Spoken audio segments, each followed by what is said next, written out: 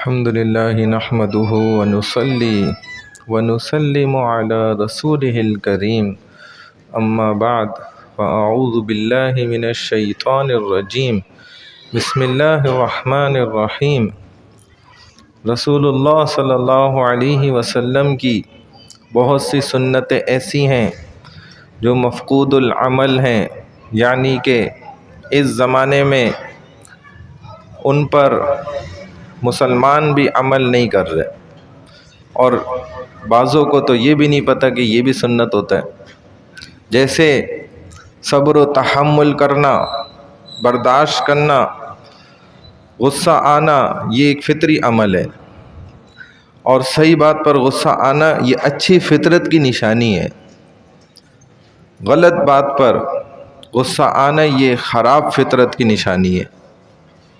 یعنی کہ جس جگہ پہ انسان کو واقعتاً غصہ آنا چاہیے، غصہ کرنا چاہیے، ادھر بھی انسان غصہ نہ کرے تو یہ بھی رسول صلی اللہ علیہ وسلم کی سنت کے خلاف عمل ہے، اور غصے کا آنا ایک فطری عمل ہے۔ جیسے بھوک لگتی ہے انسان کو، بھوک کو انسان روک تو نہیں سکتا، اس کو کھانا پڑتا ہے۔ بیت الخلا حاجت کا آنا یہ اس کی فطری ضرورت ہے، خود پیش آتی ہے، اور اس کے لیے صحیح جگہ پہ جاتا ہے۔ تو غصہ آنا یہ ایک فطری عمل ہے، خود آئے گا۔ امام اعظم ابو حنیفہ رحمہ اللہ دوران خطبہ ایک نے کہہ دیا آپ حرامی اولاد ہیں، بتائیں بھری مسجد میں، تو آپ کو غصہ آیا ہوگا بالکل، لیکن آپ نے صبر و تحمل، بردباری کا مظاہرہ کرتے ہوئے وہیں پہ کھڑے آپ نے دو شخصوں کو اسی جماعت میں سے کھڑا کیا اور کہا کہ بھئی یہ میرے والد کے دونوں نکاح میں موجود تھے، آپ یہ دعویٰ آپ کا غلط ہے، جھوٹا ہے۔ تو غصہ آیا تو وہ صحیح آیا۔ رسول اللہ صلی اللہ علیہ وسلم کو بہت سے مقامات پہ غصہ آیا، خود ایک دفعہ حضرت عائشہ رضی اللہ تعالیٰ عنہ پہ غصہ آ گیا کہ عائشہ یہ کیا کہہ دیا تم نے یا رسول اللہ، کیونکہ حضرت عائشہ فرماتی تھیں، اکثر کہتی تھی مجھے غیرت آتی ہے بہت زیادہ خدیجہ کے اوپر، حالانکہ حضرت خدیجہ تو دنیا سے جا چکی تھی۔ اس کے بعد رسول اللہ صلی اللہ علیہ وسلم کا نکاح ہوا حضرت عائشہ سے رضی اللہ تعالیٰ عنہ، لیکن اکثر یہی فرماتی تھیں کہ مجھے خدیجہ پہ بڑی غیرت آتی ہے۔ تو دوسری ازواج پوچھتی تھیں کہ کیوں عائشہ، ان پر کیوں آپ کو اتنی غیرت آتی ہے؟ تو فرماتی تھیں کہ جب دیکھو رسول اللہ صلی اللہ علیہ وسلم، سوکن تھی نا ظاہر ہے، جب دیکھو رسول اللہ صلی اللہ علیہ وسلم یہ کہتے ہیں کہ خدیجہ ہاکذا فعلت ھذا ہاکذا فعلت ھذا، یعنی کہ خدیجہ نے ایسے موقع پہ یوں کیا اور یوں کیا اور ویسے کیا اور اس طرح کیا، اور کوئی ہدیہ آ جاتا تھا تو کہتے تھے کہ یہ خدیجہ کی سہیلیوں کو دے دو، یہ خدیجہ کی فلانی اس نے بہن بنائی ہوئی تھی اس کو دے دو، تحفے آ جاتے تھے۔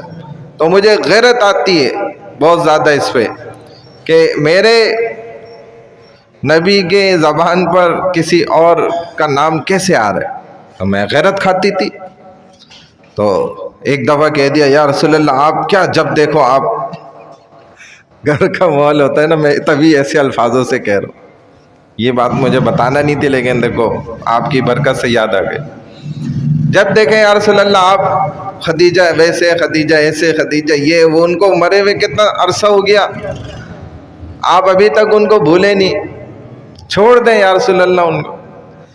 تو ایک دم یہ غصے سے بات یاد آ گئی مجھے، تو نبی علیہ السلام کا ایک دم کہتے ہیں غصے میں آ گئے اور کہا عائشہ یہ تم کیا کہہ دیا، تمہیں پتہ بھی ہے کہ تم لوگ تو میرے اس زمانے کی ساتھی ہو جب اللہ کی مدد مجھ پر آ چکی ہے اور کثرت کے ساتھ مسلمان ہو چکے ہیں لوگ، اور خدیجہ قربان جاؤں اس پر کہ وہ تو میری پہلی ایمان اسلام قبول کرنے والی میری ساتھی تھی، جب مجھے کوئی سہارا دینے والا نہیں تھا، مجھے کوئی دلاسا دینے والا نہیں ہوتا تھا، میری بات، میرے دکھڑے، میری اندر کی باتیں کوئی سننے والا نہیں ہوتا تھا، اللہ ہوتا تھا اور نیچے خدیجہ ہوتی تھی بس، تو میں اس کو سناتا تھا اپنے دکھ میں، اور اسی نے مجھے گویا ماں کی طرح، جیسے ماں بھاؤں میں لے لیتی ہے نا اپنی اولاد کو، اور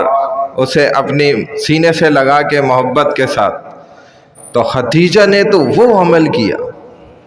خدیجہ میرے اس وقت کی ساتھی ہے جس وقت میں کسی کو اپنی درد سنا نہیں سکتا تھا، تب ایک اللہ کو سناتا تھا، ایک خدیجہ کو زمین پہ سناتا تھا بس۔ تو عائشہ، میں خدیجہ کے مجھ پر اتنے احسانات ہیں، میں اسے کیسے بھول سکتا ہوں؟ غصہ ہو گیا۔ تو غصہ آنا ایک فطری عمل ہے۔ نبی علیہ السلام نے فرمایا لا تغضب، غصہ یعنی کہ نہیں کرو، کدھر؟ غلط جگہ پہ نہیں کرو، اور غصہ آ جائے تو صحیح جگہ پہ نکالو، اور غصہ آنا اچھی بات ہے، اور زیادہ غصہ آنا اور اچھی بات ہے۔ یہ ہمارے مسلمانوں کو اس کی تعلیم نہیں ہے، چونکہ پتہ ہی نہیں ہے۔ زیادہ غصے والوں کو رسول اللہ صلی اللہ علیہ وسلم بھی اگلی صفوں میں کھڑا کرتے تھے لڑنے کے لیے، کہ جس میں غصہ زیادہ ہوگا تو پھر وہ لڑائی بھی اچھا تیز دم ہوگا لڑے گا، وہ صحابہ اگلی صفوں میں ہوتے تھے۔ اور غصہ نکالنے کا راستہ اللہ نے ہمیں دیا ہوا ہے، یہ تو مسلمانوں کے بعد اس کا راستہ ہے۔ وہ الگ مسئلہ ہے کہ ہم نے اس راستے کو خود ختم کیا، تو اب غصے کا علاج کرنا پڑتا ہے، غصے کو ٹھنڈا کرنے کا، کہ درود شریف پڑھو۔ عرب لوگ یہی کرتے ہیں، جب غصہ آ جاتا ہے پھڈا شروع، لڑائی شروع، زور سے درود پڑھتے ہیں، آہستہ نہیں، منمناتے ہوئے نہیں، زور سے پڑھتے ہیں، اللہم صلی علی محمد، زور زور سے پڑھتے ہیں۔ لڑائی سننے والے خود یہ درود کے اندر ایسی طاقت ہے نا کہ ٹھنڈے ہو جاتے ہیں، ان کا مزاج نیچے آ جاتا ہے۔ پھر تو فرمائے کہ غصہ آئے، حلال جگہ پہ آئے تو صحیح حلال جگہ پہ ہی نکالے، حرام جگہ پہ نہیں نکالے۔ یعنی کہ غصہ مجھے اس بندے پر آیا اور جا کے میں نے نکالا بیوی بچوں پر، تو یہ غلط کیا۔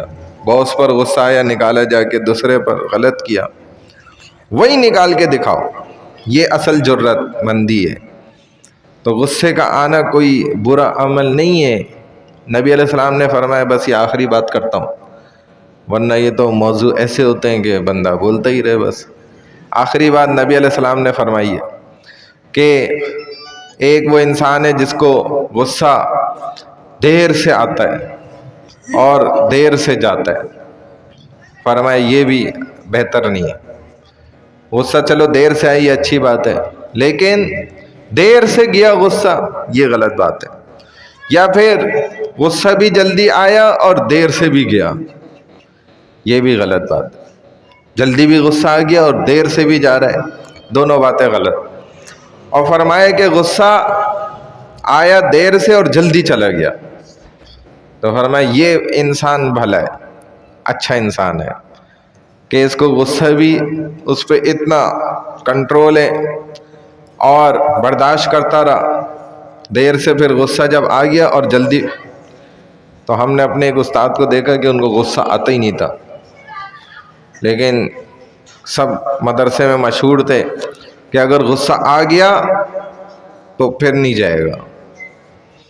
واقعی وہ مثال ایک دفعہ ہم نے دیکھ لی، 8 سال میں ایک دفعہ دیکھی، کہ غصہ ایک طالب علم پہ ان کو آ گیا، پھر جو انہوں نے اس کو پکڑا اور دھنائی شروع کی، یعنی کہ ادھر کلاس سے دھنائی کرتے کرتے کرتے کرتے مدرسے کا آخر دروازہ یوں سمجھ لیں تقریباً یہاں سے نا 800 میٹر دور تھا، وہاں تک مارتے مارتے اس کو لے کر گئے، اور دروازے سے بھی مطلب ادھر بھی مار رہے تھے، پھر کسی نے چوکیدار نے یا کس نے پکڑا چھڑایا کہ بھائی یہ تو بالکل ہی کام ہو جائے گا، تو لات مار کے اس کو باہر پھینک دیا تب اس کی جان چھوٹی۔ تو غصہ ادھر ہی نہیں رہتا، ایک پتہ نہیں گھنٹہ گزر گیا، اس کے بعد بھی جو ہے نا بس ان کا غصہ نہیں اتر رہا تھا اور غصہ آتا ہی نہیں تھا۔ تو یہ صورت ہے۔ بہرحال غصے کو صحیح جگہ پہ استعمال کرنا، صحابہ اپنے غصے کو محفوظ کر کے رکھتے تھے۔ یہ تو آج کل ہم بھی سنتے ہیں نا، بھائی یہ غصہ جو ہے نا بچا کے رکھو اور صحیح جگہ پہ نکالنا۔ اللہ تعالیٰ ہمیں عمل کی توفیق عطا فرمائے۔ سبحان اللہ و بحمدہ، سبحانک اللہم و بحمدک، نشہد ان لا الہ الا انت، نستغفرک و نتوب الیک، برحمتک یا ارحم الراحمین۔